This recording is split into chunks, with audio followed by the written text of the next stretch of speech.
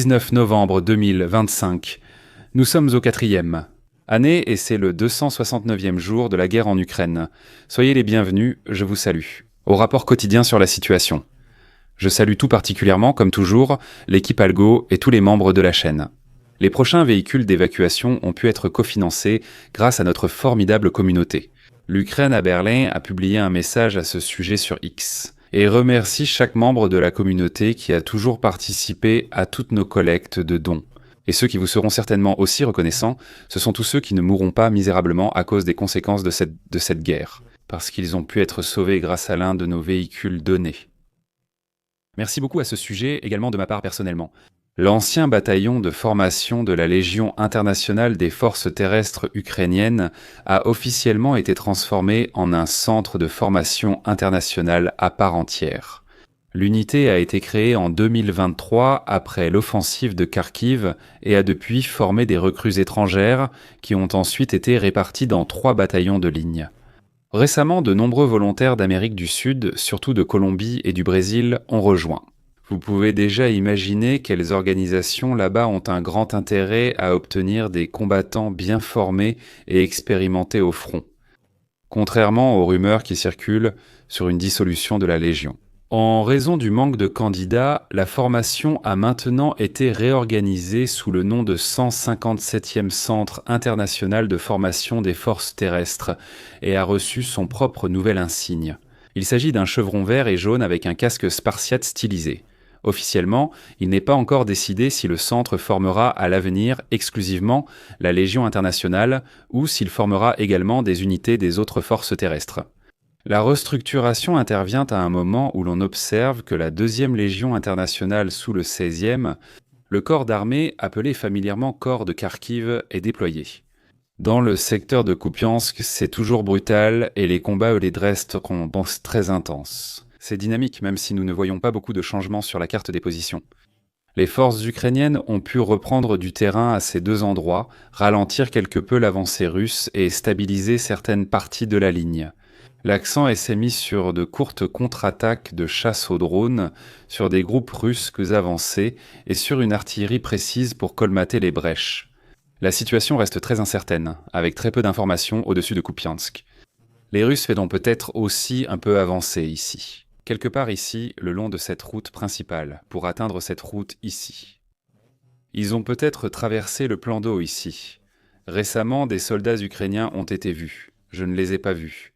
Je pars du principe qu'ils ont réussi à passer par l'Ostkril et que la majeure partie des combats se déroulent toujours ici. Mais ici, c'est similaire à Pokrovsk. Nous savons que les Ukrainiens contrôlent de nouveau ces 2 points, auparavant sous contrôle russe, parce que les Russes ont essayé de s'emparer de ces 2 routes ici et ainsi de couper la connexion logistique des Ukrainiens. Les 2 camps poursuivent une intense reconnaissance aérienne. Les pertes restent élevées et les gains de terrain sont faibles des 2 côtés. La situation reste fluide, la pression ralentit sans être brisée. Comme on le voit, la carte de la situation change peu. Mais si nous regardons une vidéo sur place, nous pouvons avoir une idée des combats en dehors de la carte de la situation.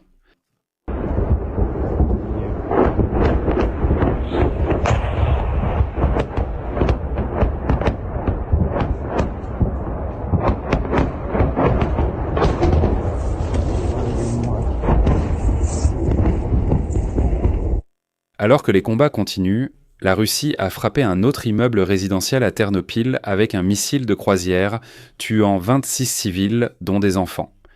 Ce que vous voyez ici, ce sont des leurres, des dispositifs que le missile de croisière largue régulièrement pour compliquer la défense aérienne qui tente de l'abattre. Et ici, il s'écrase dans l'immeuble résidentiel, ce qui est typique d'une attaque aérienne russe. De l'autre côté, les Ukrainiens ont vraiment frappé une cible de grande valeur en ouvrant un autre trou dans la centrale thermique. Cela a de nouveau été touché. Et c'est l'une des plus grandes centrales thermiques du système énergétique central de la Russie, ce qui aura un grand impact sur les zones environnantes. Voici une unité ukrainienne de défense aérienne légère et mobile, équipée d'un système portable FN, 6 manpad chinois, adapté aux cibles à basse altitude et faible vitesse, comme les hélicoptères. Mais les Ukrainiens l'utilisent principalement pour la défense contre les drones. Derrière, on voit un soldat avec une mitrailleuse lourde FN M2 Browning des États-Unis. On l'utilise aussi pour lutter contre les drones. En général, il s'agit d'une unité mobile de lutte contre les drones, et non contre des cibles plus grandes. Surtout, les drones Shahed sont ici une cible recherchée, car ils sont lents, bruyants, bien visibles, et offrent surtout une grande surface. Pour contrer les drones, il n'est pas besoin de jeux-parts ou de systèmes très coûteux, s'ils sont grands, visibles et volent bas.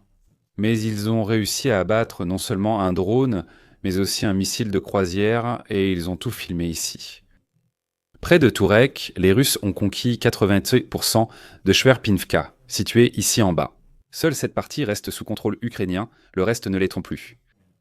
De même, il y a ici un autre gain de terrain au nord-ouest de Tourek.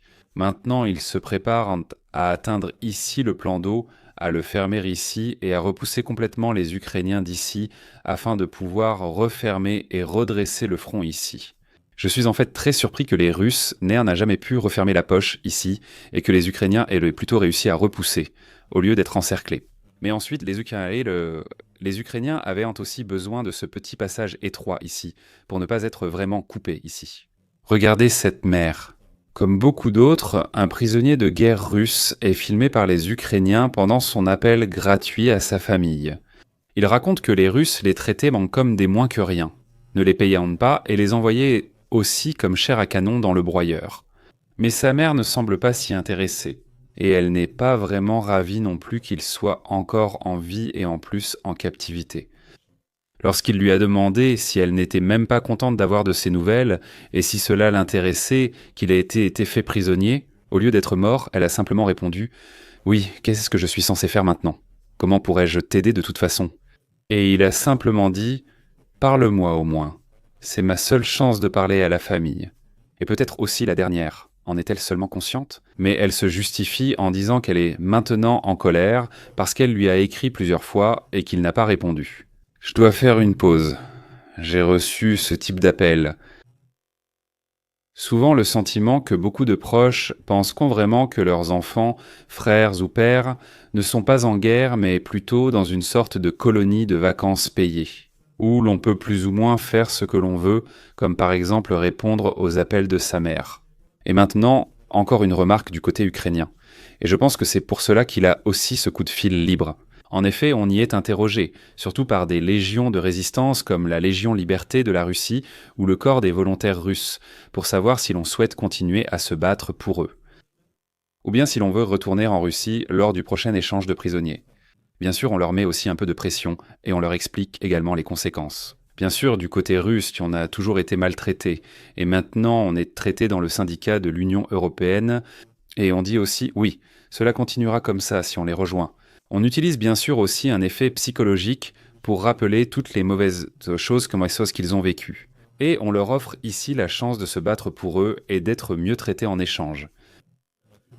Il est clair que s'ils sont faits prisonniers de guerre et ensuite échangés, la Russie les renverra au front peu de temps après. Ils n'y survivront sans doute pas une seconde fois. Mais au final, chacun garde sa liberté de décision. Changer de camp ou revenir en arrière, la prochaine fois nous n'aurons sans doute pas autant de chance. Poursuivons. Car ici, il dit qu'il ne veut plus retourner en Russie et qu'il continuera à se battre du côté de l'Ukraine. C'est alors que la mère s'inquiète pour la première fois et lui demande s'il a perdu la tête, car ce serait de la désertion. Il a ensuite justifié cela en disant qu'il ne voulait pas se battre pour un pays qui ne le traite même pas comme un être humain. Il répète qu'ils ont été jetés dans la gueule du loup. Sur 6, seuls 3 ont survécu. Et elle a simplement répondu « Oui, et tu réalises au moins que ce serait de la désertion ?» Il explique alors que les Ukrainiens lui ont donné à manger, un lit et de quoi boire, et qu'il n'a pas été battu ni frappé, comme les Russes le prétendent toujours, lorsqu'on tombe en captivité. Elle confirme qu'elle connaîtrait la différence.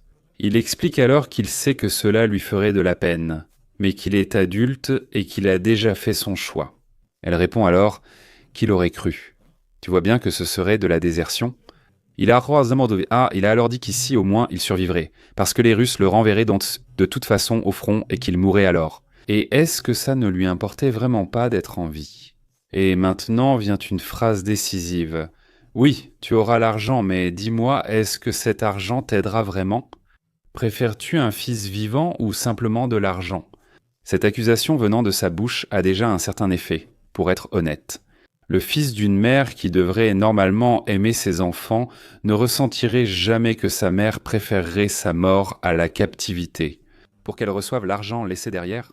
En tout cas, elle a répondu en demandant ce que tout cela avait à voir avec l'argent, au lieu de dire qu'elle voulait évidemment avoir un fils vivant. Regardons tout cela brièvement. D'un côté, il y a l'argent et la gloire. En Russie, un véritable culte des héros morts s'est développé autour des victimes de l'opération spéciale. Nous avons vu la vidéo où des mères remercient Poutine parce que leurs 3 enfants, leur mari ou leur père sont morts. Mais tout cela pour la cause. Et de l'autre côté, il n'y a pas d'argent, un fils vivant et un peu de honte. Il a déserté. Le fait qu'elle ait souvent abordé la désertion peut aussi avoir d'autres raisons. Il est tout à fait concevable qu'elle sache que cette conversation est enregistrée, peut être écoutée ou publiée, et qu'elle pourrait alors être retracée jusqu'à elle. Et bien sûr qu'en tant que mère, on peut essayer de se distancer de lui autant que possible, afin qu'elle n'ait pas de problèmes avec l'État en Russie si elle venait à approuver ses actions et ses actes. À mon avis, elle n'était déjà pas très enthousiaste au début, avant qu'il annonce sa désertion. Qu'en pensez-vous? N'hésitez pas à me l'écrire dans les commentaires.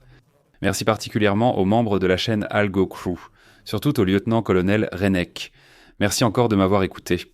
N'hésitez pas à vous abonner, à liker, à laisser un commentaire, et à bientôt pour le prochain rapport de situation.